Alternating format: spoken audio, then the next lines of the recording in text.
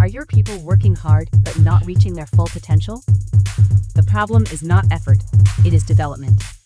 At the Modern Observer Group, we transform workforce development into real performance. Our human-centered achievement programs help your team think better, communicate stronger, and execute at a higher level. That means higher employee engagement, stronger leadership, and measurable results across your organization. If you want a workforce that performs, leads, and delivers, it is time to invest in your people. Visit modernobserver.com and discover how the Modern Observer Group helps you build a workforce that wins.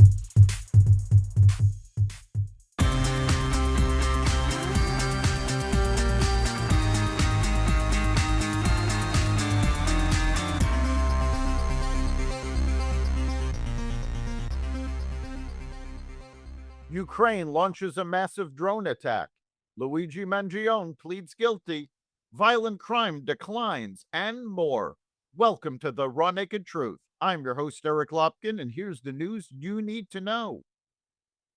Ukraine launched hundreds of drones across Russia on Sunday, killing at least 6 people in one of Kyiv's largest aerial attacks of the war.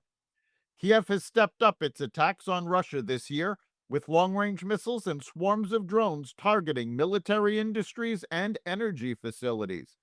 It has also increasingly pummeled warehouses belonging to the Russian online retail giant Wildberries, burning billions of dollars worth of merchandise. Those attacks have brought the war home to the Russian public nearly 4.5 years into Moscow's full-scale invasion of Ukraine. Meanwhile, Ukraine also came under Russian attack, with drone strikes destroying homes and torching Kyiv's landmark book market. Russia's Ministry of Defense said it had destroyed 822 Ukrainian drones overnight. Some 600 drones were detected headed towards the Russian capital, with a third of those destroyed over the Moscow region itself. In a CBS News interview, Ukraine's recently fired defense minister said the country could be hitting Russia with domestically built ballistic missiles in the next few months.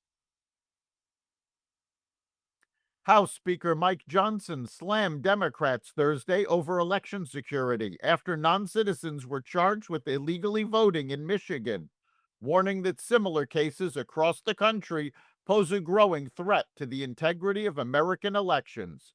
From New Jersey to Michigan, the evidence continues to mount. Illegal aliens are registering and voting in American elections, Johnson said in a post shared on X. Democrats know this, which is why they want open borders and oppose voter ID. He added before stating that it is a clear and present danger to the integrity of our elections and our republic. All Americans deserve secure elections, and Republicans are the ones fighting to make it happen, he said. Luigi Mangione pleaded guilty Friday to 2 federal stalking charges in the 2024 killing of UnitedHealthcare CEO Brian Thompson, telling the court, "I shot Mr. Thompson in Manhattan and he died." Each charge carries a maximum of life in prison. Mangione, age 28, admitted he posed as an investor and emailed UnitedHealthcare to confirm Thompson's location before the fatal shooting outside a Manhattan hotel.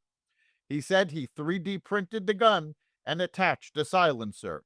His defense team immediately filed a double jeopardy motion to dismiss the separate state murder case, where trial is set to begin September 8th. Sentencing in the federal case is December 18th.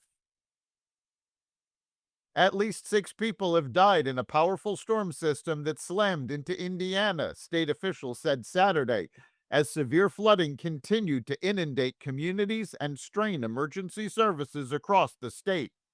Murky floodwaters swallowed streets and surrounded homes in the Ravenswood neighborhood of Indianapolis on Saturday, submerging cars and rising to front doors as residents navigated the inundated neighborhood in kayaks and rowboats. Governor Mike Braun said he had spoken with President Donald Trump and that an expedited FEMA emergency declaration was in process. Tropical Storm Lala killed at least 1 person and cut power to more than 200,000 customers across Hawaii after its eye wall brushed the Big Island on Saturday evening.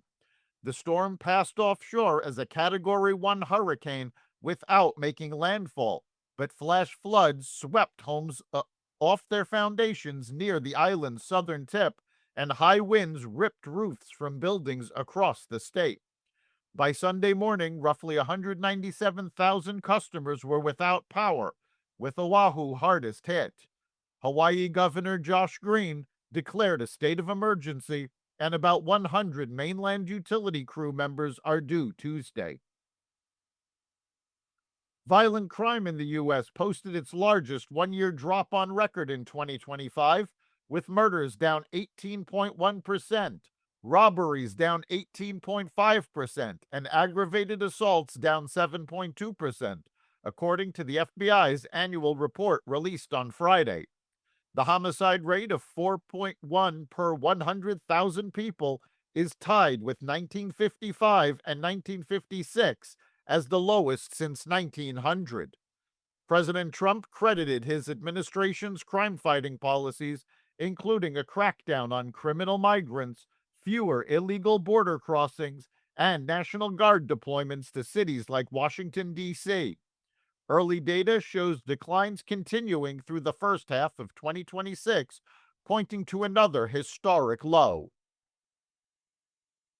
The Kennedy Center Board of Trustees wants to name the famed arts institution's grounds the President Donald J. Trump Plaza, one of several new ways the board is seeking to honor the president as the center moves ahead with a sweeping renovation. The board also wants the words "endowed by the Trump Kennedy Center Fund" inscribed on the building once the fund reaches a $100 million endowment, according to information obtained by Fox News Digital. The previously unreported moves come after the board voted Thursday to add an inscription crediting Trump with restoring and renovating America's cultural center and approved a partial closure of the complex for renovations. That's the Raw Naked Truth for August 17th, 2026. Remember to like and subscribe to the Raw Naked Truth wherever you listen to podcasts.